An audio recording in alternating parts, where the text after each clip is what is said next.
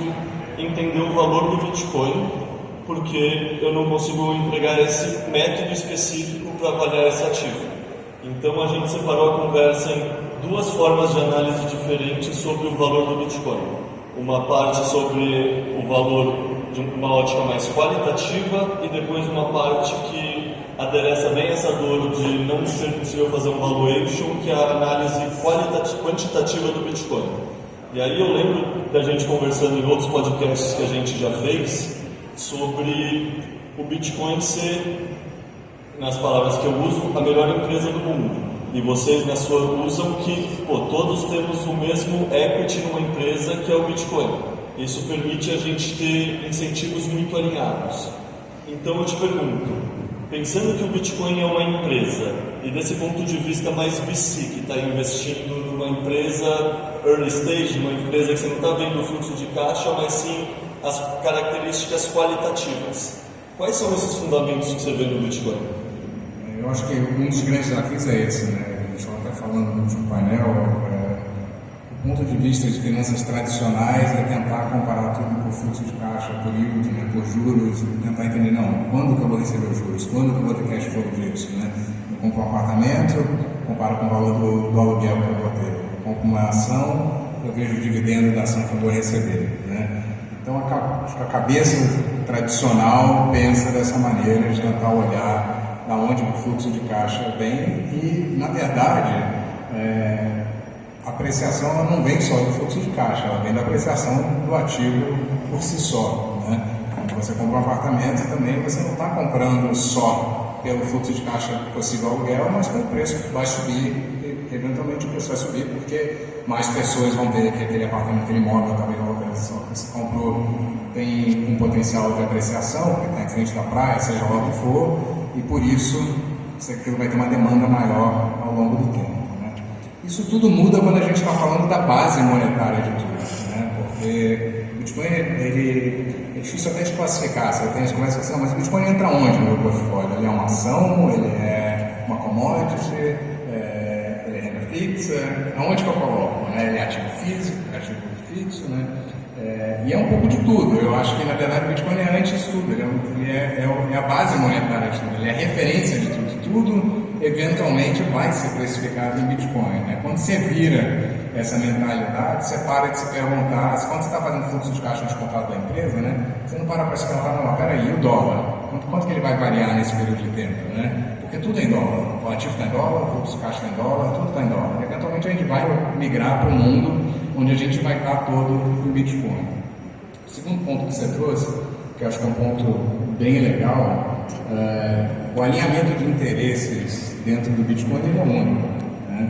Todo mundo que tem Bitcoin, todo mundo está super alinhado, somos todos acionistas na mesma empresa.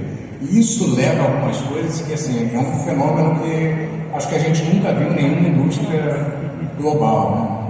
Primeiro, é global. Segundo, todo mundo trabalha para o sucesso dessa tecnologia. Então, eu te falo, lá na Swan, eu sou CIO da Swan, né? Estou na Swan desde de janeiro, e nosso objetivo principal, assim, que a gente fala, a gente está tomando uma decisão. A primeira pergunta que a gente faz, isso aqui vai aumentar a adoção do Bitcoin ou não? Se for aumentar a adoção do Bitcoin, alguma coisa válida, a gente vai seguir. Se não vai ter efeito nenhum ou vai prejudicar a adoção do Bitcoin, a decisão é fácil, não precisa ser feita, né? Se eu te perguntar em empresas grandes, se todas as pessoas dentro da empresa sabem por onde elas estão remando na mesma direção, elas não estão. É tudo misturado com política, é tudo misturado com agendas pessoais, né? Eu acho que o Bitcoin traz isso, que põe um pouco de lado, talvez seja porque ainda é uma indústria nascente, acho que um pouco disso, mas muito, acho que põe essa parte de lado, um pouco dos egos, porque os interesses estão alinhados, no final das contas. Eu quero que a Swan dê certo, lógico, mas eu quero muito mais que o Bitcoin dê certo. Assim como o pessoal da River quer que a River dê certo, mas quer que o Bitcoin dê certo. Assim como o pessoal do Cash App, da BIPA, e por aí vai. Todos nós estamos trabalhando para o mesmo objetivo. Os nossos incentivos estão extremamente alinhados para isso. A qualidade de talento que eu vejo no ecossistema do Bitcoin, ela é incomparável com a qualidade. Eu trabalhei nas maiores bancos do mundo, trabalhei na Goldman. A Goldman é conhecida por trazer os melhores talentos do mundo para poder estar trabalhando no mercado financeiro, fazer uma coisa que não leva a nada, não adiciona nada para uma sua conversa totalmente separada. A qualidade de talento que eu vejo no Bitcoin eu não estou exagerando, eu diria que é 10 vezes maior do que eu via lá, porque não são só pessoas muito boas em finanças, não são só pessoas muito boas em marketing, são pessoas muito boas em finanças, em marketing, tecnologia e por aí vai, né? E eu acho que o Bitcoin criou, por causa disso, o melhor ecossistema de talento do mundo. Tudo é open source, então, assim, a grande parte, pelo menos a parte de infraestrutura do Bitcoin de código é totalmente aberta, né? Então, todo mundo pode contribuir, todo mundo pode verificar. É uma situação extremamente única que eu acho que impossível de se replicar de novo. Só puxando o gancho aqui, sai um pouco na tangente, eu juro que eu volto. As pessoas me perguntam, Bitcoin, né? E as outras moedas? Pergunta que assim, todo mundo deve ser total. A verdade é a seguinte, todo mundo esquece que todos esses códigos de todas essas moedas são código aberto, por definição, né? Se o Ethereum não tivesse código aberto, nem nasceria, né? Qualquer outra moeda é código aberto. Então vamos supor que alguma dessas moedas vem uma inovação significativa que vai vir.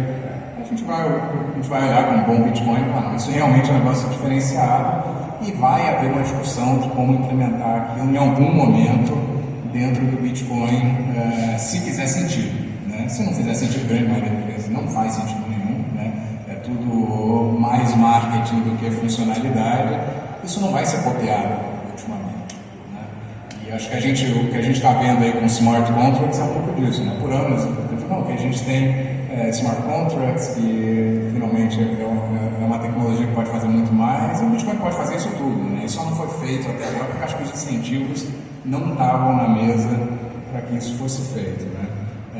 Então, quando eu olho para o ecossistema do Bitcoin, eu vejo algumas coisas que me deixam extremamente otimista, né? De novo, a qualidade do talento é muito boa, os incentivos estão extremamente alinhados. A gente fala muito pouco de teoria dos jogos no Bitcoin, que é um negócio extremamente importante, né? Eu acho que o movimento que a gente vê com gestores, o movimento que a gente vê com bancos centrais mundiais, que a gente vê com países, que a gente vê com indivíduos, tudo baseado em teoria dos jogos, e todos os caminhos que a gente olha em teoria dos jogos levam a só um rumo, e esse rumo termina no Bitcoin, no final das contas. Eu diria que só é crítico ao Bitcoin quem não entendeu ainda essa parte da teoria dos jogos e o olhamento dos incentivos por trás. As pessoas que criticam o Bitcoin, elas sempre fazem a crítica e elas não entendem que toda ação gera uma reação e que você não pode pensar só na ação em si, mas você tem que pensar o que gera a partir disso. E no fundo a gente que é do ecossistema sabe que qualquer coisa que acontece no final acaba sendo bom para o Bitcoin. Por exemplo, quando metade da rede do Bitcoin foi banida, você deveria pensar que isso era algo extremamente negativo. Imagina metade dos servidores do sistema bancário mundial fosse desligado. Isso seria o caos. O que aconteceu na rede do Bitcoin?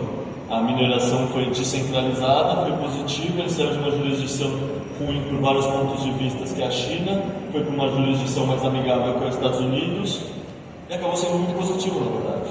Então, é muito interessante que a gente ouviu falar de antifragilidade, e antes do Bitcoin isso era muito menos, não tinha um exemplo tão claro para apontar no dia a dia que nem o Bitcoin permite. E aí você também comentou que as pessoas chegam no Bitcoin de maneiras diferentes. Eu lembro que eu via o Bitcoin no meu portfólio como uma put sem prazo de validade. Eu pensava, eu tinha 20 a 30% de ações de banco e de seguradoras na minha carteira, quero proteger essa parte tendo uma put. Melhor do que comprar uma put do Itaú todo mês, que eu preciso comprar e o dinheiro vai a zero, compro e vai a zero, eu coloco o Bitcoin que pelo menos não tem prazo de validade. E é isso, que ainda cada alocador de capital vai olhar uma perspectiva diferente. Tipo, a gente falou de fluxo de caixa descontado. Eu lembro quando eu estudava o mercado tradicional, o pessoal falava, antes de fazer um valuation, você tem que estudar a parte qualitativa da empresa. O que essa empresa é boa para você ter tesão para querer olhar o fluxo de caixa? Porque o fluxo de caixa pode enganar muito. E querendo ou não, o que você falou, o Bitcoin tem um propósito que atrai os melhores talentos e retém os melhores talentos. Qualquer pessoa que já trabalhou em uma empresa sabe que atrair os talentos é só uma parte do problema. Não adianta nada você atrair se daqui a um ano ele vai embora, daqui a você treinou o funcionário, daqui a ano ele vai embora. A gente, daí outra linguagem mais do mundo de startup, a gente deve ter um NPS nota 10.